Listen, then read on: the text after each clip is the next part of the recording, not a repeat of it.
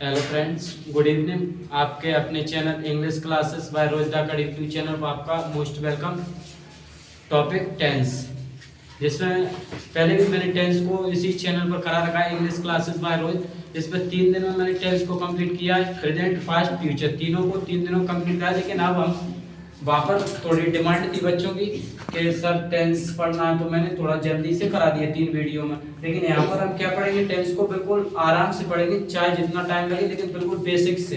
तो जब हम पहले टेंस को पढ़ते हैं तो इससे पहले हम किस चीज का ज्यादा यूज करना होता है, किस चीजों को ध्यान रखना होता है, तो उस चीज को हम यहाँ आज डिस्कस करेंगे। देखिए, टेंस को पढ़ने से पहले हमें कुछ प्रोनाउन का ध्यान रखना होता है। सिंगुलर जिसको बोलते हैं एक वचन, एक वचन, और अगला होता है हमारा प्लूरल जिसको बोलते हैं हम बहुवचन। ये टेंस के लिए महत्वपूर्ण है सबसे ज्यादा। जब हम सब्जेक्ट का यूज करते हैं ना, तो टेंस में सबसे यूज इन्हीं का ज्यादा होता है।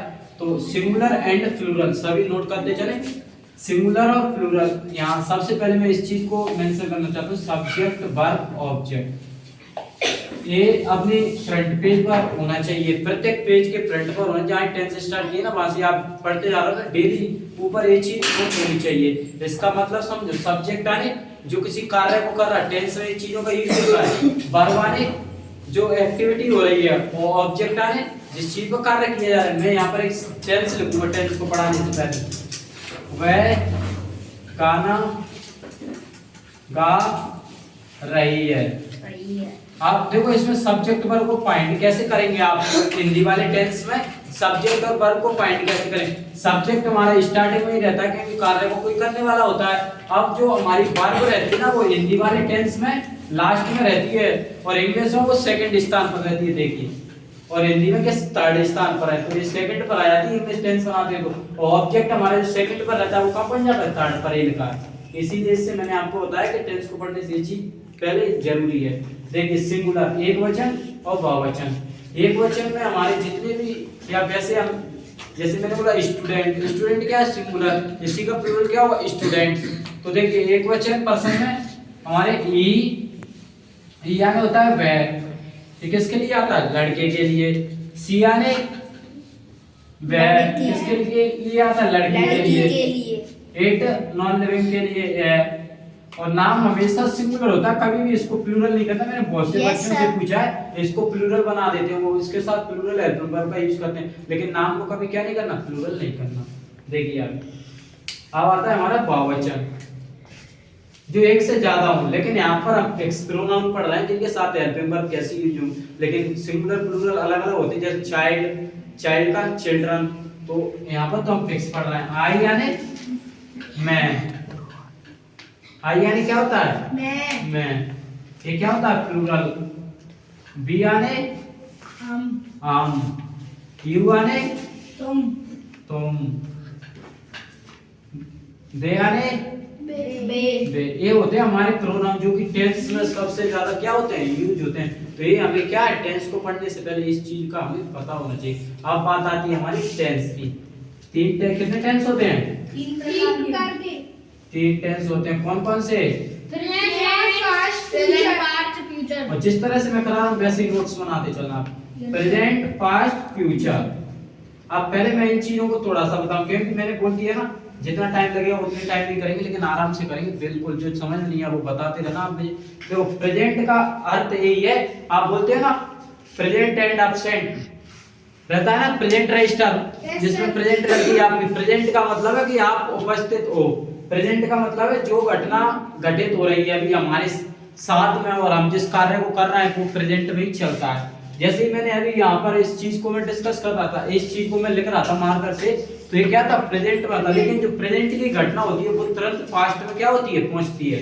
जैसे मैंने अभी ये चीजें लिखी, ये जब लिख रहा था वो प्रेजेंट में चल रही थी, लेकिन जिनको तुरंत मैंने लिख दिया उसके बाद एक किस में पहुंच गई, पास्ट में। तो इससे हमें पता चला प्रेजेंट की जो घटना होती है वो तुरंत किस में पहुंचती है, पास्ट में। अब बात आती है फ्यूचर।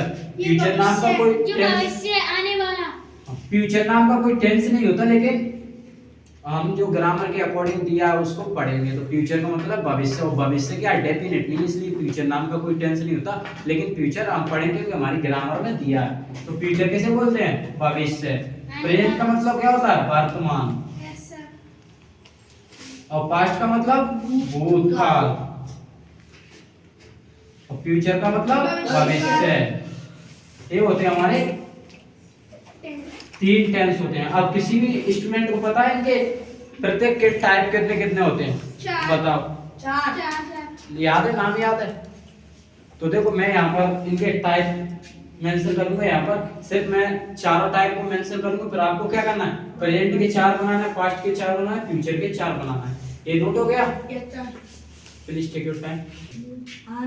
मेन बात क्या हुई? देखो फर्स्ट बात तो आपको क्या पता होना चाहिए? Singular and plural. ये बात पता होना चाहिए टेंस को समझने के लिए, और ये पता होना चाहिए दूसरी। अब थर्ड नंबर की जो हमारी बात आती है वो है वर्ब।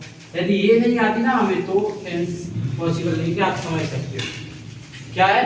पॉसिबल नहीं कि आप टेंस समझ सकते हो। देखो वर्ब की first form, second form, third form और फोर्थ फॉर्म, और वर्ब की एस या ईएस वाली फॉर्म। अब इनको मैं देखो एक बार दूंगा गो से समझाऊंगा आपको कि वर्ब की फर्स्ट फॉर्म क्या कार्य करती है, second form, third form, fourth form कौन सी। जैसे मैंने यहाँ पर लिखा गो वाली क्या होता है? जाना। अब इसकी देखो टेंस के अकॉर्डिंग क्या होती है? वर्ब चेंज होती जाती है। जो टेंस जैसा आपके साथ वर्ब रहता है, उसके बाद आता है गो का क्या होता है? वेंट। सेकंड और थर्ड गॉन, और फोर्थ आईएनजी। अब आईएनजी किस में लगाओगे आप? इसमें फर्स्ट फॉर्म में। वेंट में लगा हुआ आईएनजी क्या हो जाएगा? वेंटिंग हो जाएगा। तो गो में फर्स्ट फॉर्म में क्या लगती है? आईएनजी। इसको ध्यान से सुनो थोड़ा। जब हम आईएनजी बनाते हैं ना, आईएनजी वर्ब बनाते हैं ना आईएनजी लगा के, तो वो ना तो सेकंड फॉर्म में लगती, ना थर्ड फॉर्म में लगती, सिर्फ फर्स्ट फॉर्म में लगती है। अब आपसे कोई पूछ भी सकता है, और आईएनजी आप लगाना चाहते हो ना वर्ब में, तो वो फर्स्ट फॉर्म होगी ना, तो ही लगेगी उसमें। और यदि आप देखना चाहते हो ना ये फर्स्ट फॉर्म है वर्ब की, कैसे देखोगे? मैंने यहाँ पर लिखा कैन, तो आप कैसे देख सकते हो कि वर्ब की फर्स्ट फॉर्म है? उसमें देख लो आईएनजी लगा, यदि आईएनजी लग रहा है तो वो वर्ब की फर्स्ट फॉर्म है। अब बताओ इसमें कैन हो जाएगा? ये नहीं होता ना। तो और वैसे इससे सही समझ में आएगा। देखो वेंटिंग में आईएनजी अजीब सा लग रहा है ना, नहीं बन रही, और इसमें नहीं। तो हम फर्स्ट फॉर्म को देखेंगे तो आईएनजी लगा के देखेंगे। गो में आईएनजी लगाओ गोइंग, तो समझ आ गई कि फर्स्ट फॉर्म है। और हमें पता नहीं था कि फर्स्ट फॉर्म है या नहीं, लेकिन हमने आईएनजी लगा के देखा तो हमें पता चल गया कि ये क्या है? वर्ब की फर्स्ट फॉर्म। तो किसी भी वर्ब को यदि फाइंड करना है वर्ब की फर्स्ट फॉर्म है या नहीं, तो उसमें आईएनजी लगा के देख लो, आपको पता चल जाएगा कि वर्ब की फर्स्ट फॉर्म है या नहीं। आप ये तो हमारा टेंस को करने का सबसे अच्छा तरीका कि हमें वर्ब आनी चाहिए। आगे देखिए, आगे क्या है? अब हमारे टाइप्स से कितने? 4 होते हैं, टोटल 12 होते हैं। देखिए मैं यहाँ पर 4 मेंशन करूंगा। इंडेफिनिट, इंडेफिनिट, दूसरा है कंटीन्यूअस, यही सभी में चलेंगे। तीसरा है परफेक्ट, और फोर्थ है परफेक्ट कंटीन्यूअस। अब ये चीज पूरे टेंस में चलेगी। ऐसा नहीं है कि हमने 4 लिख दिए बस 4 ही बहुत है। अब ये 4 ही प्रेजेंट के बनेंगे, 4 ही पास्ट के बनेंगे, 4 ही फ्यूचर के। टोटल कितने हो जाते हैं? 12। अब देखो थोड़ा अभी लिखने से बचे और समझे इनको। इंडेफिनिट का मतलब क्या होता है? कंटीन्यूअस का मतलब क्या होता है? इंडेफिनिट का मतलब कोई भी घटना, हमारी जो एक्टिविटी हो रही है वो रूटीन वगैरह, हमारी डेली के रूटीन सब किस में आता है? प्रेजेंट इंडेफिनिट में। जो हम डेली एक्टिविटी करते हैं ना वो इंडेफिनिट में आती है, और हमारी जो हैबिट वगैरह होती है वो इंडेफिनिट में रहती है। अब हैबिट अलग अलग प्रकार की होती है, पास्ट की भी हो सकती है, प्रेजेंट की भी। और जो हम स्टोरी वगैरह पढ़ते हैं ना उनमें जो घटना रहती है वो इंडेफिनिट रहती है, लेकिन किसमें रहती है? पास्ट इंडेफिनिट, क्योंकि हम कोई पुरानी घटना पढ़ते हैं। तो इंडेफिनिट हमारी हैबिट वगैरह आती है, वैसे ही समझो। और कंटीन्यूअस का वर्ड तो आपने सुना हो, कंटीन्यूअस का मतलब कोई कार्य लगातार चल रहा हो। कंटीन्यूअस सुना है? कंटिन्यू लगे रहो। तो कंटीन्यूअस का मतलब कोई भी कार्य अनकंप्लीट, यानी जो कंप्लीट ना हो। और परफेक्ट का मतलब है जो कार्य कंप्लीट हो, कंप्लीटेड, ऐसे ही लिख लेना। और इसका मतलब है अनकंप्लीट, अनकंप्लीट। परफेक्ट बोलते हैं ना, परफेक्ट कार्य हो रहा है। और इंडेफिनिट का मतलब क्या है? सामान्य, सिंपल, जिसमें हमारी हैबिट वगैरह आती है। और परफेक्ट कंटीन्यूअस का अर्थ क्या है?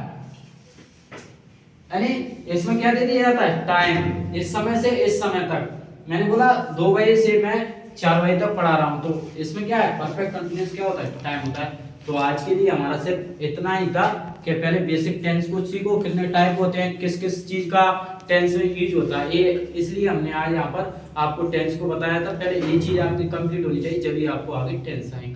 Please take your time.